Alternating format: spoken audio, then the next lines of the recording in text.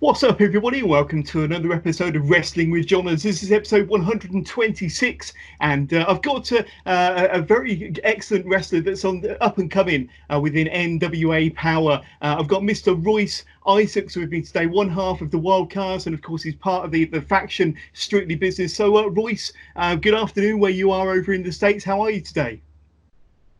Dude, I'm good, man. I can't complain. It's a nice sunny day. It's gorgeous out. Probably gonna go for a little walk in my mask later and try to catch some vitamin D. But man, I can't complain. I did a workout today. Gonna watch some Ozark later. Like, this is the quarantine life of just kind of chilling and waiting. I was going to ask, I mean, what's a quarantine life or a lockdown life like for you? I mean, how do you keep yourself occupied and how do you keep yourself fit and well with all the gyms being closed? I'm guessing there's not many facilities open near you at all. No, yeah, there's all the gyms closed down about a month and some change ago, which obviously it's like where I spend a lot of time, so I was pretty bummed about that. But I'm lucky I got some adjustable dumbbells. They're not like super heavy, but they go up to 52.5, so I can at least do some stuff. Obviously, there's body weight stuff as well. I have a full set of bands, and I know how to use them pretty well, so I have a lot of exercises I can do there. I've been doing a little bit of the DDP yoga as well for a 2-a-day. Nice. Doing some cardio. It's like I have a pull-up bar, so I have like the minimum equipment so I can hit my full body still and get my cardio in and keep my core strong. But I don't know, man. I'm a gym freak. I'm a gym rat, and so not having like super like just a barbell that I can just load up with weight and do a few reps is killing me right now. But like it's a very first world problem. When I say killing me, I mean metaphorically versus like there's people that are really going through some serious stuff. So I don't mean to take away from that. Obviously, it's just it's I get you. And you're into your Netflix series as well. You mentioned Ozark. What else are you catching up on Netflix at the moment? So I watched all of Narcos already early on in the quarantine. I already caught all of Tiger King, and I watched the full series of Mad Men, all 7 seasons so far. That's pretty impressive. I'm catching up on the news. Yeah, I know. But I don't know. I'm trying to think. I don't know what's after our Ozark yet. But I watched Waco about. The Branch Davidians in Waco, Texas, getting up and all that stuff. That was crazy, man. I like a lot of like crime docu-series and stuff like that, like true crime stuff, serial killer stuff, mafia stuff, that kind of thing. Yeah, there's so much good stuff on Netflix at the moment. You can't lose. But when this lockdown thing is all over, we can kind of get out of the house and have our freedom back. Well, what's kind of, besides getting in the wrestling ring, so besides getting in the square circle, what's the first thing you're looking forward to doing when you get outside of lockdown? I think just like having a meal with another human being at a restaurant is going to be like primo. Like having like a nice cheap meal, maybe like with one of the wrestling homies, getting like a pizza and just like bullshitting, not worrying about where we're at and just like hanging out will be the best. Or maybe like some kind of just like I don't know, man. I'm not like a crazy like go out to a club type, even though I live in LA and it's all around me and everything. It's like I'd rather just hang out with a few of the homies from wrestling that I'm used to being on the road with, having some good and just like just being able to actually be around people will be probably the nicest thing. And then obviously I talked about before, once I get to hit that real gym and get a real pump, man, my muscles aren't going to know what to do with themselves. The gym, indeed. Yes, I'm sure a lot of people are going to want to get out and get their hair cut and go to the gym and have a good meal and get back to normality. It's going to seem really strange to start off with. Hopefully it won't be too much later or waiting too much longer for all that normality to come back. But firstly, I want to congratulate you and the whole team doing a great job in the fantastic success of NWA Powerrr. A really, really fantastic kind of setup you've got there. It's been a breath of fresh air to wrestling fans all over the world.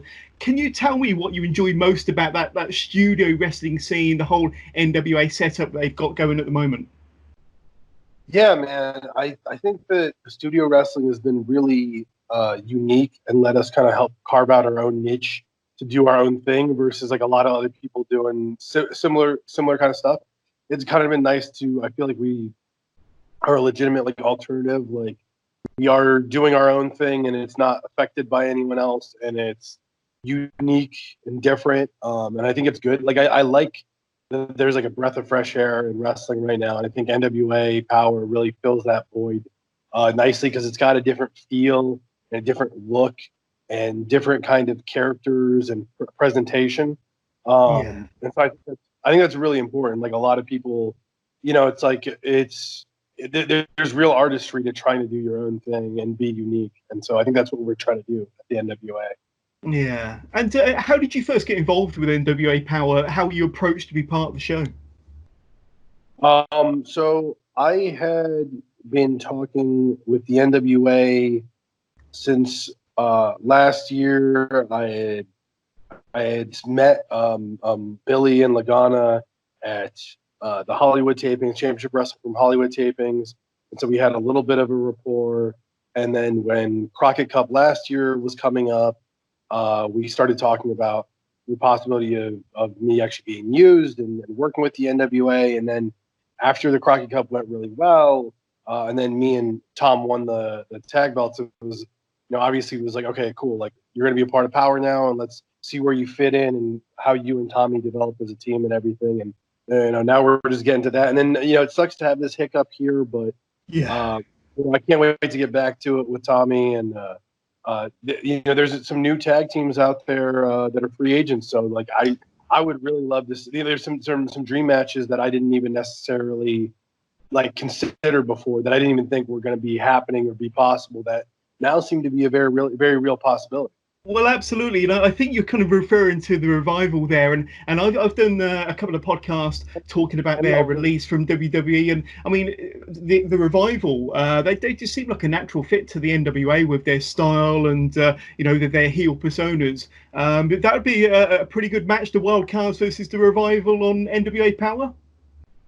I mean, I would love to wrestle the Revival, and I was including the OG Club. Like I'm a big Lucas Rose and Carl Anderson fan, and so to get to lock up with guys like that of their stature in wrestling would be great. Those are two. Like if you were like, hey man, just like offhand, doesn't matter where they are, give me your top three dream tag matches. Like that would be two of them right there. You know what I mean? Yeah. Like, yeah, those are two of the best teams in the business for a good reason. The Revival are airtight with all their stuff. They're the way they move in the ring, the way they control the ring is really impressive. But I think the club kind of almost gets, for whatever reason, doesn't get the credit that they're due, because it's like they've had quite the run since their genesis in Japan. Like they've always just been a top, threat to anyone kind of team, and I think they're going right back to that now that they're on the indies once things are back to normal. Yeah, exciting times. And like you said, there's a couple of tag teams. In fact, quite a few people that might end up in NWA Powerrr and really freshen up the scene there even more, and kind of have that Marty Skrull moment where nobody was expecting him to turn up. You can have a few more of those moments down the road with a few people that are available now. But I'm very interested to ask you about working with Billy Corgan and Dave Lagana and that amazing team behind the scenes at NWA Powerrr. It certainly appears quite a fun setup, and there appears to be quite a lot of creative freedom amongst the guys there and amongst the wrestlers as well. So tell me about what it's like to work with Billy and Dave and all the great guys behind the scenes there. And like I say, I mean, is there creative freedom? It sounds like there possibly is there amongst the team. Yeah, no, it's a really good mix of enough hands-on that we're getting directed, you're being agented and told what we need to do. Billy is super hands-on. There's like certain storylines that he's really integral to, that he's like, I guess really like masterminding and whatnot. And then there's certain things that he's, injecting his little flavor here and there and figuring out what's going to work best for NWA.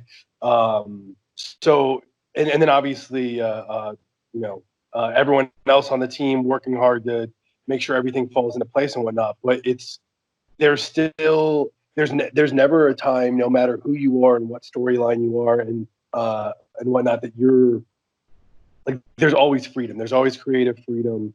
I think Billy and Lagana are both really, really big on letting the artists be artists.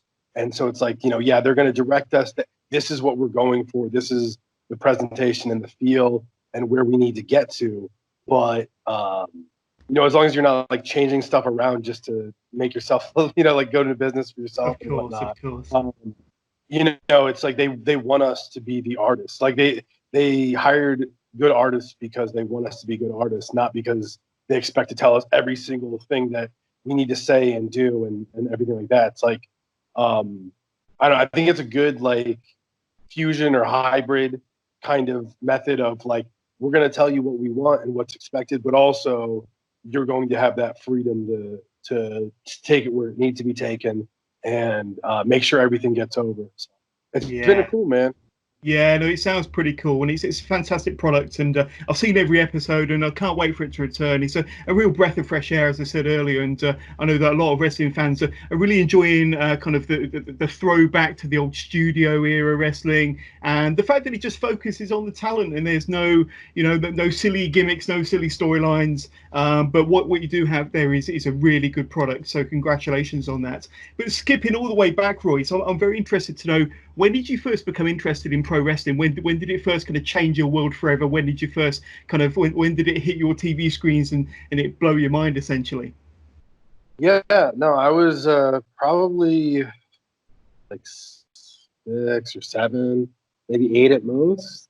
Yeah, it must have been like 6 or 7, and I happened to start watching wrestling with my dad, and I was just like, oh yeah, this is freaking sweet. Like immediately, I'm not sure.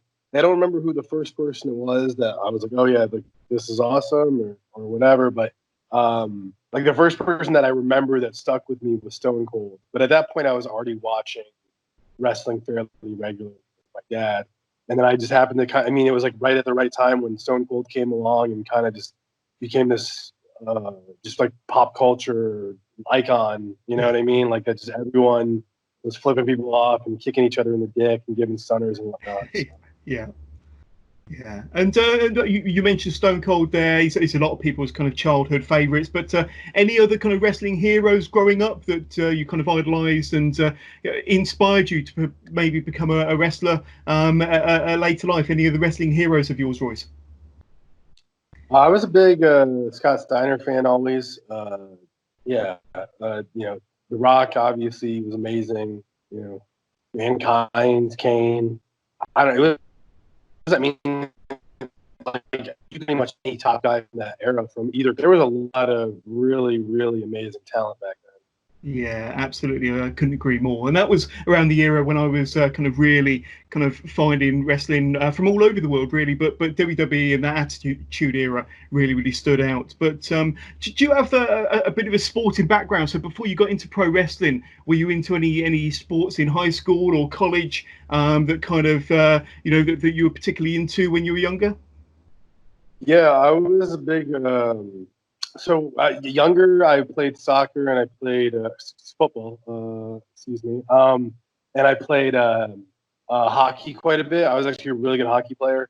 And then as I got older, I got into American football when I was in high school, and I was a wrestler as well, like an amateur wrestler with the headgear, singlet, all that stuff, all the way through college. So I mean, I was playing sports for 15 plus years before I even I guess longer than like almost like, gosh, I was playing sports 16 17 years on the come up, and then I had a few years off where I was just working real jobs in the real world, normal guy. And once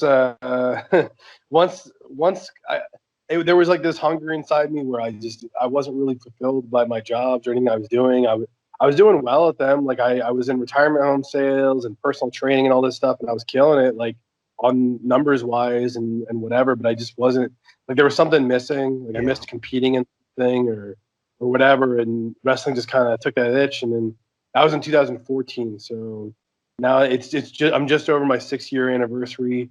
So yeah, no. Anyway, sorry, I got sidetracked. But yes, I do, I do come from amateur sports, if you will. Yeah, no, my next question was going to be kind of that light bulb moment when you realised that you wanted to be a pro wrestler. I mean, you mentioned how, wrestling's always been part of your life. You've been a huge fan of it and you've got that sporting background. And then you decided you wanted to be a part of it, be a pro wrestler and kind of, do you remember that kind of day when you made that decision, that light bulb moment and thought, right, I'm gonna seek out a training school or some facility that can help me? I was actually at a show in Denver, Colorado. Like I didn't really know much indie stuff. Like I didn't know like other than WWE and the like obvious stuff that was out there, PWG and Ring of Honor. Like I didn't really know there was much of an indie scene. And I've been looking for actually, like I really wanted to get involved, but I couldn't find anything in Denver at the time. And one of my friend's girlfriends found a show in Denver. They still run. It's called Lucha Libre and Laughs. And I remember just having like the best time at the show where I was like, yeah, like this is something I want to do and I want to try. And how the fuck do I get involved with this, And I talked to the promoter afterwards, Nick Gosser. And, it wasn't like the funny thing is like the show, like there couldn't have been more than like 100 and something people there. The wrestling talent wasn't great, but like there was just something like a live wrestling show. I was like, this is where I want to be. And so I started training literally 2 days later. With this guy Lonnie Valdez at a place called the Butcher Shop in Denver, Colorado. And funnily enough, the Lucha Libre and Laugh show, like I said, it's still running now.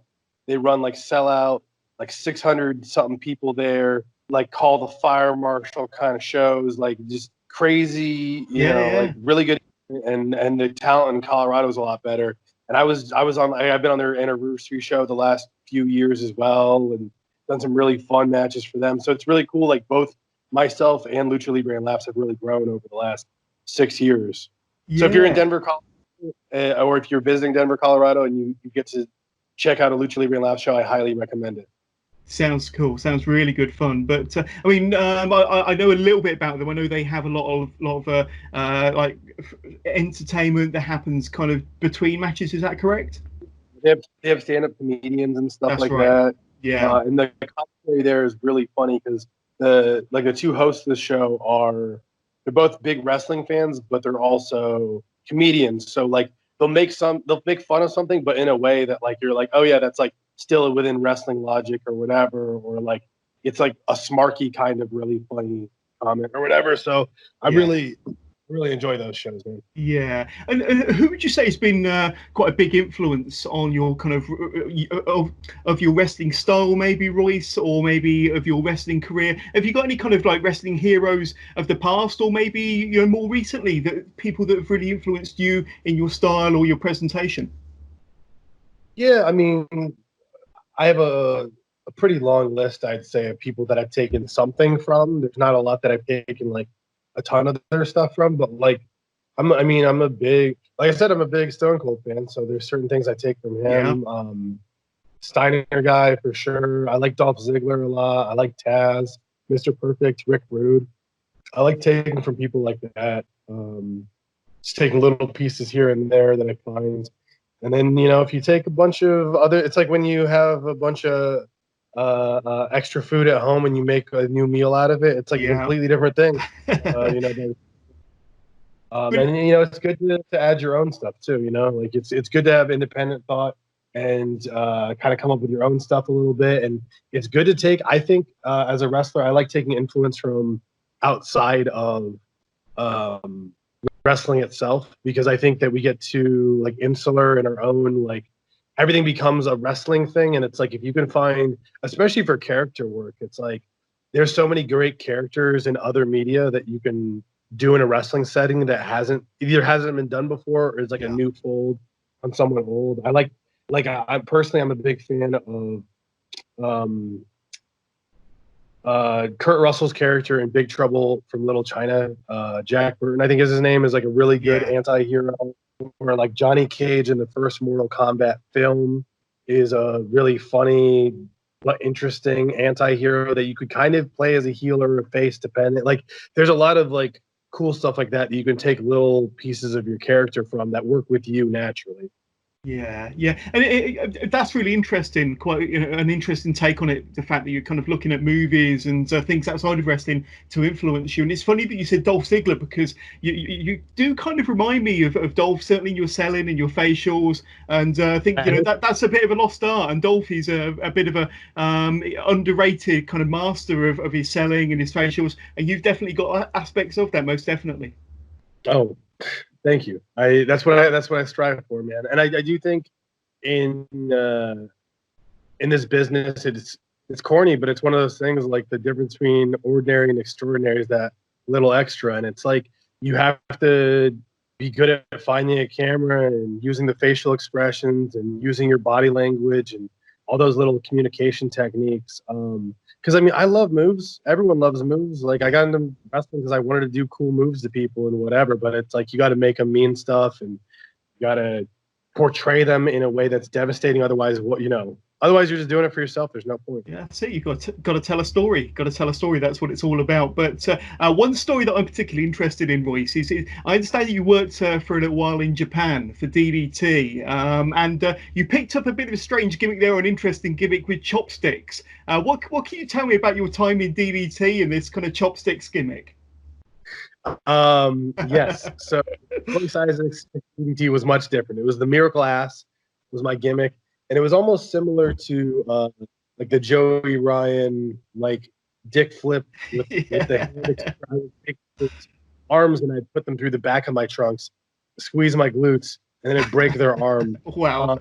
So I was teaming with Danshoku Dino, who, if anyone isn't familiar with him, they've definitely seen like either a GIF of him or like a clip or like one of those ones that ends up going out when everyone goes, "You think wrestling's fake? Then watch this," like where he's like doing like a kiss battle back and forth with Kota Ibushi or whatever. Like, Dino's been out there for a long time. He's done a lot of wild, crazy stuff. He's a master, I would say, of comedy wrestling. He's one of the very, like, he is master level, up there with like a Kikutaro in terms of being really unique and interesting and finding ways to take like a wrestling trope and then flip it on its head completely and make it something new and funny, where you go, oh yeah, like that would normally happen in a wrestling match, but because he's the whatever wrestler, this happened, and that's cute and hilarious or whatever. Anyways, so I would tag with Dino, and we would come out. He would cut a promo explaining I have the Miracle Ass, and then he would pull out chopsticks, show the chopsticks to the crowd, push the chopsticks in the gear, and with my butt cheek. For real, I had to do this like on like a whole loop, like every day. And then someone from the DDT crew or like a wrestler that wasn't wrestling that day would kind of talk shit about it. He'd pull them into the ring. I'd break their arm. Our opponents would come out. We'd wrestle them. And so then like the whole time, it's like the crowd would be like, oh shit, is he going to break the arm with his butt, or what is he going to do? Or like there's the DDT Pro Iron Man Heavy Metalweight Championship, which can be won by anyone and anything at any time. It's similar to like a more extreme 24/7 championship kind of thing. Yeah. And a pair of chopsticks ended up winning it. So of course I broke the chopsticks and then won the belt. I don't know. DDT was insane, but the DDT also doesn't get the credit they deserve for having amazing workers. Like, they've had some really, really top-notch, high-class matches, as well as the crazy ones. Like, the crazy ones get a lot of attention, but you look at some of the top Japanese wrestlers, and they've either come out of or gone through DDT at some point. Yeah, definitely. But no, that's really, really fun. I mean, is there much or any footage of you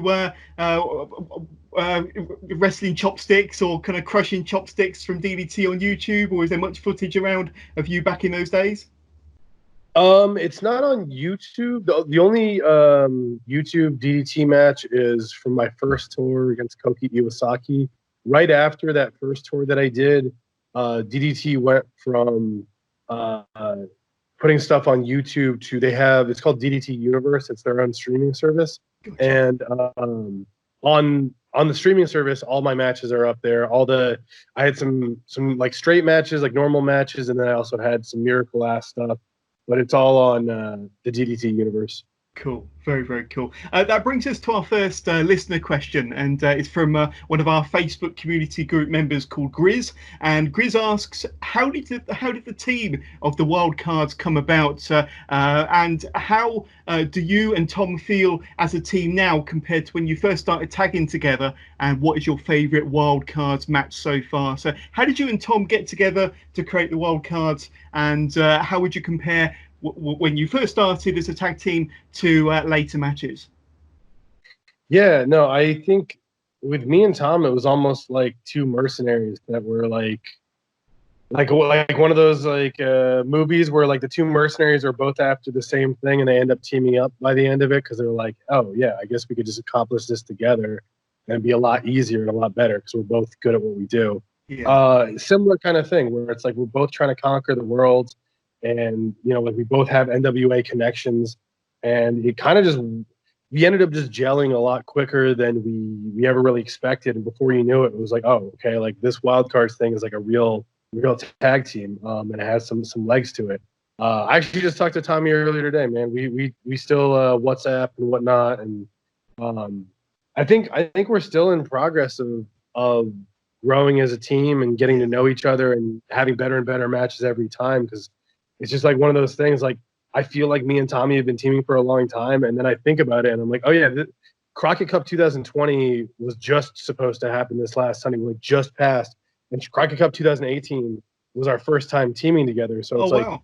we've had a year together, really. Like it feels like it's almost been longer, but we've only had a year together. So it's like I can only imagine 10 years from now what our chemistry is going to be like and what it's going to evolve into. As far as my favorite Wildcards tag team match I've had, last year, man, I really wish there was good footage of this. At a show in Minnesota, me and Tommy wrestled. I don't want to misquote their name. It's Airwolf and Angel Dorado. Okay. Lucha something. I don't know. They're That's okay. really freaking good. Airwolf from MLW and his brother Angel Dorado. They're freaking. They're really talented. It was at this Modest Madness show in Minnesota. It was like Mr. Anderson's school ran it or whatever, and yeah, like those guys are really, really talented. I think Angel Dorado hit me with a Hurricane Rana while I was like sitting on the second rope. He just jumped up. He just flipped up to me and gave it to me. Like he's like, those guys are really, really talented. They did some crazy stuff I could not do in a wrestling ring, because they're really athletic. But we were some big boys. We threw them around, and it was a really good match. Sounds awesome. Sounds awesome. Another really, really good match was when you won the NWA Tag Team Titles last year, beating Villain Enterprises. Excuse me. And that was in last September. What was that moment like for you, winning the titles? A very prestigious, very historic tag team championships with you and Tommy. Tell us about that moment. Man, I mean, I feel like it's still almost like sinking into me. You know what I mean? Like it's been like over 6 months, and I still feel like almost like it's not real to me. Yeah, man. I don't know. It's just like crazy to think that like the list of names associated with those belts, and then to put my name on that list is pretty freaking cool, and feels pretty freaking awesome, man. I feel like it's almost one of those things that probably won't even ever hit me until after I'm done competing completely. But yeah, I mean, by far that's my biggest accomplishment and the craziest thing I've ever done. So, man, yeah, that one's definitely got a special place in my heart. Yeah, and it may not be the only time. There's possibly more NWA Tag Gold in the future for you two, I'm sure. I mean, you're definitely an established team. I reckon you're always going to be in the total picture. Yeah, man, that's our plan. That's what we want to do, and that's where the goal is. Yeah, most definitely. Well, another kind of historic moment was when you faced the Rock and Roll Express, and that was a really fun match on NWA Powerrr. And but despite losing the titles, you must have had a real thrill facing those two legends, Ricky and Robert, in that historic moment. And of course, they won their ninth NWA Tag Titles that night, but must have been a thrill and an honor to have faced those two in that match that night. Yeah, obviously want to come out on the other side of that and get the victory, but I mean, regardless, they are who they are, and they're legends. Legends. Yeah, exactly. And it's like it was exactly. It was an honor to share the ring with them. I want a better result next time, but I mean, at this point, we've gotten to wrestle them like 5-6 times, something like that, something crazy, and just the experience. I think that's partly why me and Tommy feel like we've been teaming for longer, because we've gotten experiences like that where it's like, okay, cool, we're learning and we're growing, and I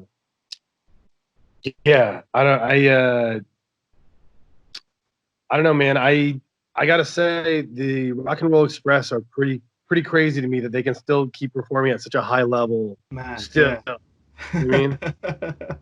Yeah, definitely. They're still performing, as good as they were 20, 30 years ago. And it's incredible to think they're still as athletic and as agile and as capable, and they're still kicking ass. So that was a hell of a match between the Wildcards and the Rock and Roll Express that night. But congratulations. Hopefully you get a time to maybe settle the score and get that big win over them sometime in the future. That would be really cool as well. But I've got another listener question, Royce, and it's from Mason Dixon, and he asks about you and your rivalry with Sal, and he wants to see Royce against Sal in the first ever steel cage match on an NWA Powerrr.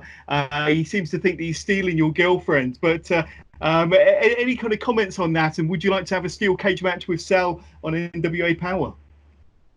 I don't even really want to be in the same room as Sal, but coming around my girl, in that case, yeah, I would love to have a steel cage match with him. I mean, we'd have to look into, I don't know if Billy and Dave will want to broadcast that, or if they're gonna have to go black and white because the violence or whatever, or how we're gonna, you know what I mean? Like, Sal's gonna get ripped from limb to limb. But yeah, no, I'm down, man. I don't care. I think it's about high time that he stays out of my business. So cage match seems like a good.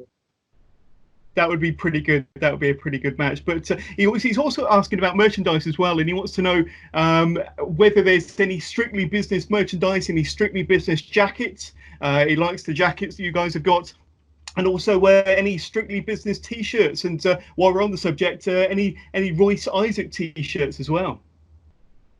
Yeah, so the strictly business hats are on the NWA website right now.